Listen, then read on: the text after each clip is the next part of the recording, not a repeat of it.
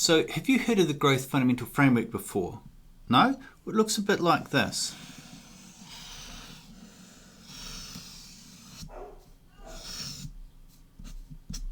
Yeah, does that look familiar at all? No? Okay, I'll explain. So we call it the growth fundamental framework because we're saying that the growth fundamentals need to be present at each stage along the business journey. And if they're not present, it's going to make growing a whole lot riskier. Now, what it is overall is a framework that identifies the 9 stages that a business goes through from the moment it starts out to the moment the owner walks out with a bag of cash. And we use it with our clients because it helps to highlight to them the issues or the opportunities they could expect to bump into before they have to deal with them. And then that way they're better prepared. So let's go through and see what they look like. So the first section is, let's call it design, launch, and break even. So as the name suggests, design. So if we explore this growth curve through, say, the eyes of Bob, the chocolate maker, right? So Bob wants to make his own chocolates and sell them. First thing to figure out, do you want to sell them online? Do you want to open stores? How are you going to price them? Are you making cheap chocolate? Are you making premier chocolate? That type of thing. That's design. Launch is, okay, now the ideas are coming to fruition. We're investing money. So Bob literally could be building a website, could be building an actual shop, fit out, something like that. Break even, you're familiar with. That's when a business, the revenue can meet the ongoing cost of the business, and that's that, right? The next stage that we deal with, let's use a different color here. Let's call this lifestyle. Then we have leverage, and then we have reach. Okay, Bob started, got a good idea. Bob opened the business. The business is now meeting its costs. Lifestyle is when Bob can afford to take some drawings. So now the business is not only paying the business, but it's also paying the owner back. And as the name suggests, it's at a point where the owner can be more than just breaking free. So could afford a holiday, for example, and that indicates some confidence in what the business is doing, but also the idea that if Bob takes a few days off work, that the whole thing doesn't end while he's away on holiday. However, Bob's sitting on the beach and he thinks, how do I get this thing to scale? How do I go to the next level? And that's where we get into this stage here called leverage. So now we're talking about more people, more systems, and so on. We use a term called delegation, replication, quantification. And delegation is Bob gives a job to Mary, but Bob still has to maintain oversight. Replication is Mary can do exactly what Bill did. We replicated it. So now, and that might also include automation. So now you've got more leverage, more scale. And then the quantification is now we're talking about premium pricing or bulk purchasing. So if we take our ability to delegate, replicate, automate, and quantify things, they're the first levels really for a business to go to scale. And that leverage now is really around the use of systems, people, and all of that sort of stuff that goes with it. So let's say Bob's got that under control. The next stage is what we call reach. And this is generally we're talking about new markets or new product.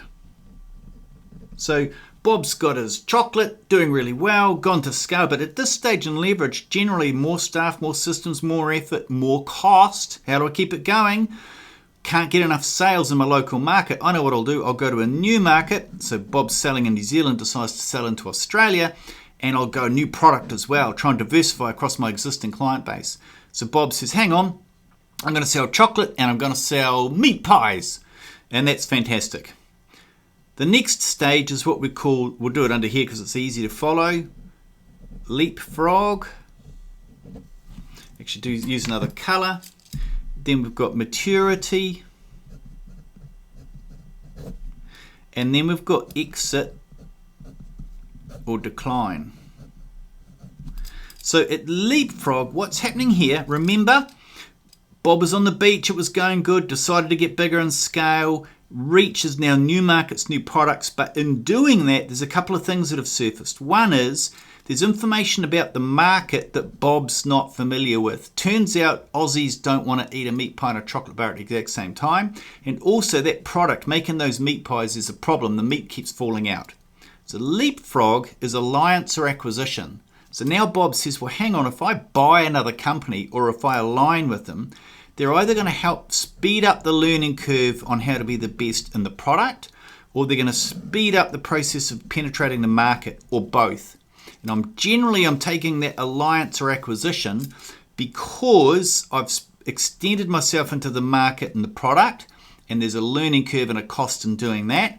And I'm doing that to support my scale. And it's it all goes round and round, but as you can see, it's starting to escalate and get more out of control for Bob. Then we get into maturity. Let's say Bob does a great job and gets it there. For the moment, the way to explain this is, let's say you've got a 1 million person army. Fantastic, huge army. Now the strength is the weakness. How do you transport 1 million people? How do you feed them and water them? How do you hide them? How do you sneak up on the enemy without being seen? Really difficult.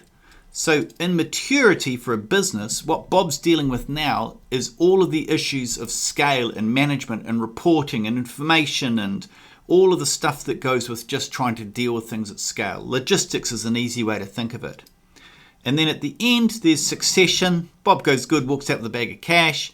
The decline is Bob never gave it a thought, didn't put the processes in place, didn't build a business anyone wants to buy, and walks out and it's just over. So there are the 9 stages that the business goes through.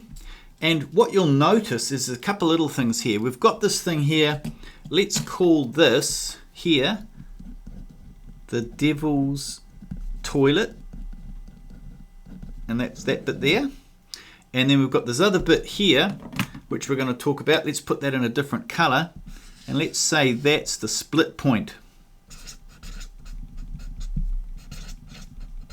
Okay, what's the devil's toilet? Well, the devil's toilet is there are plateau or profit plateau areas. Sometimes businesses go through different levels of scale of when they're profitable, and sometimes when growing, that scale's out of balance. And the scale could be represented through, for example, a number of productive versus non-productive staff. It could be the amount of business versus the amount of debt and so on.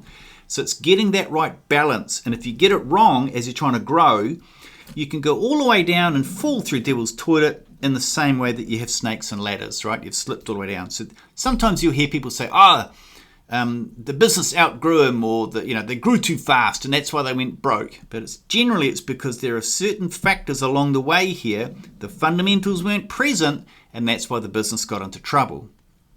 So, take for example maturity, and you're trying to deal with that scale. That's where things like governance comes in. So if you don't have that, if you're not getting good reporting, if there's no understanding, you're fully exposed, right? The next part of this curve that we're talking about is what we call over here, which is split point. And the easiest way to explain that is, let's do this, right? Let's put a line through here, and let's say up to this point here, let's just use the word artisan, like craftsman, okay? And then after this, let's use the word businessman. So you see, Bob's brilliant at making chocolate as an artisan, gifted, but Bob's got a blind spot. Nobody likes him, hard to deal with, doesn't understand financials. Bob can build a really good business up to this stage because the chocolate's so good the customers don't care, and it's small enough in scale he can get away with the mistakes and things he doesn't know. The problem is when Bob decides to franchise, go to new markets, try to go to scale, like really try and leverage it up. Over here, now it doesn't matter how good the chocolate is, if the business isn't being run properly, it can all go broke. And that's where we say at split point here, that's where the needs of the business are often disparate with the skills of the owner. You see, the owner's been really good at making, in this case, chocolate, but never learned all the stuff that goes with alliance acquisition, all the people, all the communication, the external marketing, the valuation, the financial modeling, all of that stuff Bob had no idea on. So that's the growth curve as an explanation. So for now, and I know it's been rushed and you've had to take a lot on board, but just for the sake of the conversation, where would you say your business currently sits on that growth curve? And the owner says lifestyle. You go lifestyle, here we are. Okay. What makes you say that?